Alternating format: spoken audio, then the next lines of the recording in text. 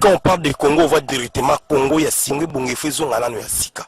Avant que Bandele Tongame Vongo ya Sika, il y a un moment que Congo ya Sika, il faut s'imposer dans Katami Mikili.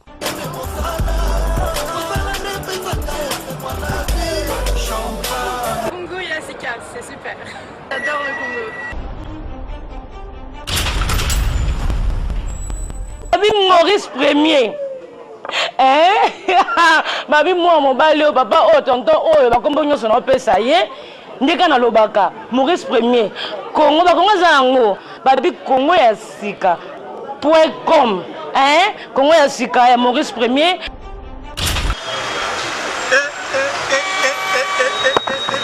Bonjour, bonsoir. Aninga nga bande bona biso ba congolais ba congolaises. C'est une motte pour annoncer une histoire à Sika. Alors, c'est-à-dire Congo, dans la 3 fois Congo et Sika. Après, c'est le point comme Congo et Sika, Masolo et Sika. Les lots Bogolanda Nini, Botuna Bisseza Nini au Bogolanda. Point d'interrogation. En ratanzo, on voyait la deuxième épisode à l'objet. Témoignage. Il y a solo ou il y a vrai. Dans 2 secondes, Bogoyo Karata Nzongo Panza. Témoignage, il y a vrai bien, il y a solo. 3 étoiles Papi Bouzi Mosengo. Oya Koboya, Yemta Koyeba. Balobi site nini ezo régner mikolo yo. Balobi 3 fois Congo ya Sika. Ya Yemoko le boss de boss Maurice Premier. Balobi ba boss ba bimana bango ba zala na bango ba boss. Mais Maurice Premier, Mutazo Sala biso tozala. Ya boye zala. Le boss Maurice Premier, 3 fois Congo ya Sika, moto à danger. Talaka babiye moko Papi Bouzi, les 3 étoiles na pointe. Eza likambo angolu, likambo nzambe. Lelo boko yoka nini? Lelo, c'est-à-dire lelo toza pena na masolo ya suka. Balobi arata nzongo ayeko panza. Ayeko panza nini? Arata nzongo alobi ba vérité zobima. Ba vérité ya solo zobima arata nzongo de retour vivant. Balobi ça dit arata nzongo de retour vivant. Kasiboyo kaeti. Na Congo ya Sika chez le boss Maurice Premier. 3 fois Congo ya Sika le boss Maurice Premier. Check. Alinga loba nini? Et puis va solo nini yako panza na butu ya lelo na kati ya Château Rouge. Château Rouge tombé arata nzongo na pointe le boss Maurice alingia panza mpoke na arata nzongo bolanda suivre.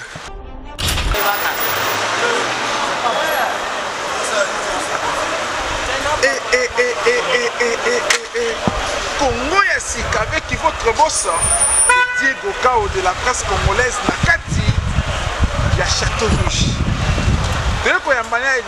Masolo échangé avec un nouveau journaliste, journaliste animatrice Masolo. Lelo oyo arata yo pesa kaka introduction à témoignage na Masolo alobe koyinda arata za patron. Ndebo mona kaya za patron za entreprise na ye. Arata za traiteur, arata baluakaye, mais na kati en tant qu'artiste, comédien artiste, basala makambo minene ebele.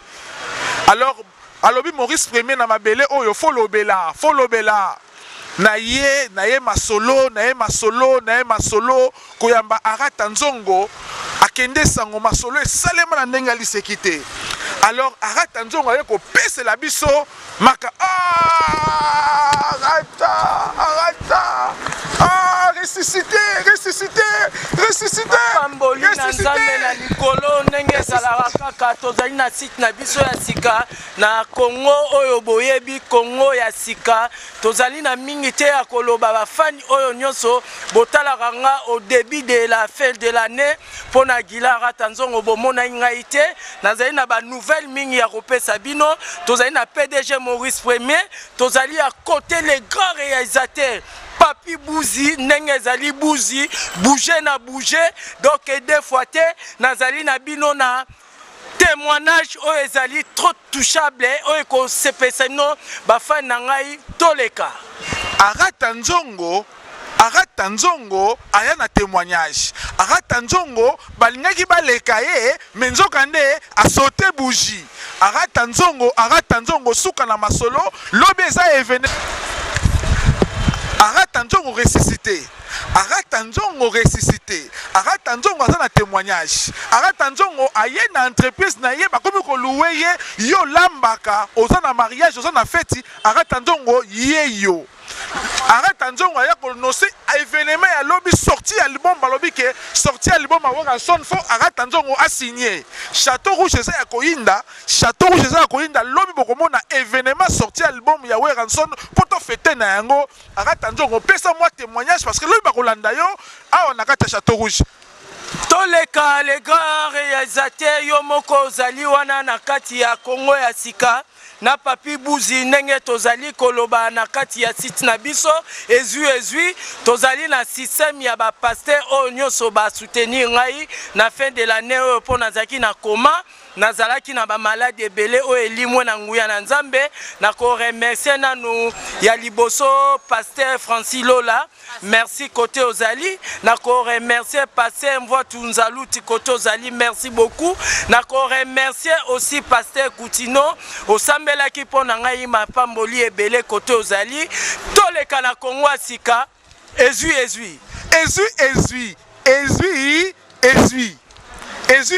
awa Château Rouge soki mototali kuna nde bazotala biso Arata Nzongo vedette ya bakato oyo Arata Nzongo ayeko signer contrat na Congo ya sika na basolo ya business parce que Congo ya sika komi na basale awa bokomona yango na bavideo Arata Nzongo nde na bafete na biso na basoirée banini ye nde moto asibi makambo akolia makambo tu Arata Nzongo akopesa témoignage ya vie na ye lobi abimi na silence abiki na liwa 21 jours na kati ya koma témoignage bokozwa lobi après sortir album ya Weranson na uti ko signer contrat na Diego Music tokolobela yango le seul site avec exclusivité à sortir album ya Weranson avec toute l'équipe Papi Bouzi avec Louise Bouzi Maman Sage Blaise Aling Café Noir de la Norvège na kati ya Keri ya Château Rouge bango nyoso tozopesa bango ba mbote baza ebele Arata Nzongo ningisa bango ba biloko na bino ndenge ezalaka kaka na le grand boss yemoko ndenge azali wana Papi Moïse boyebi ndenge ezali nazali na Gilles Ngoma le grand partenaire oyo afuli interview oyo lobi bokozwa ba masolo ya kitoko ba PD bokosepela ba lesbienne bokosepela ba homo bokosepela Batuya ba mariage pour tous na kosepelisa bino à la prochaine interview ezali lobi bolanda yango Arata Nzongo na ko remercier lisusu Mwanda Muna Stella Mukendi ndenge ezalaka na ko remercier aussi Eric Divita les grands prêtres ndenge ezalaka kaka Maïfoudre azongi akufite bolela te na kosenga isusu na mapamboli na Nzambe oyo asalaki trop po na Fani Kazadi asambelaki po na biso na kosenga lisusu na oyo azali maître Amadou boyebi azalaka kuna na libulu manzengele ye azali likofi ya courant na kosenga lisusu na vie na ngai mofango taba elengi eleki trop donc nazali na mingi te na ko remercier aussi Chuchu Lwambo toleka. Merci Arata Nzongo vraiment na mabanga na yebaka ke bata Congo ya sika bazali awa na kati ya Scandinavie pour na représentant valable ya Scandinavie de l'ambassadeur le Diego Kao Maurice Premier l'homme qui a taillé l'océan masolo oyo ekosi la te oza rendez-vous ya lobby alors tozo pesa mbote pa ya tante na biso malienne o Buzi tozo pesa mbote na biso epai ya fiston Christian Matundu mama Gode musala eza komona na simba biso na kati ya prière tozo pesa mbote epai ya Ana Kibamba vraiment na mapamboli na ba prière tozo pesa mbote lisusu na bana Scandinavie mobima poto kotanga kombo nde lobi bozo na liste ya bobi Maurice Premier akipaka Scandinavie te mais tozo na bino de cœur Arata Nzongo yeyo bokomona ye na action lobi akotutuka tokombela bokomona basai na Nzambe oyo basambelaki po na ngai bobanga te ba pede nyonso oyo soutenir biso ba lesbiens nyonso ba soutenir biso ba homo nyonso ba soutenir biso ba ndumba nyonso ba tournera na Château Rouge ezala ba Ghanéen ba Nigérien tout boko sepela demain matin bolanda biso na 15h-16h bokomona rata nzongo bayo masolo ekatami ezalaki annonce ya rata nzongo service traiteur albimi na silence ba témoignage ne bokozwa lobi balingaki akende mais nzambe azongisi abiki alors tokumisi kaka ye mei o asoutenaka biso awa ezali Château Rouge nde bomonaka toujours Maurice Premier akiti na terrain pour bureau ezovanda ba journaliste asika baye. Alors là je profite à saluer la patronne bambote place osali la patronne lobby bokomona la patronne Kristalova bokomona Kristalova lobby bokomona lisusu Fiston Christian Matundu bokomona lobby avec une force réalisation journaliste Bogard 3 fois le cœur ya hein papi Bouzi bouger bango château sotel madi. Et puis moi,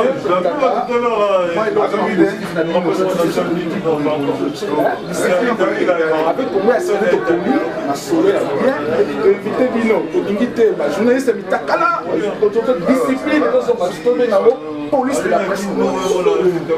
Donc, police de la presse congolaise, donc je on a pas dans le alors que signer le contrat avec Congo et Assina, parce que c'est le Wassika, il faut on a net, on a tous les deux côtés de Tchad, on a just fait ça là. Alors, on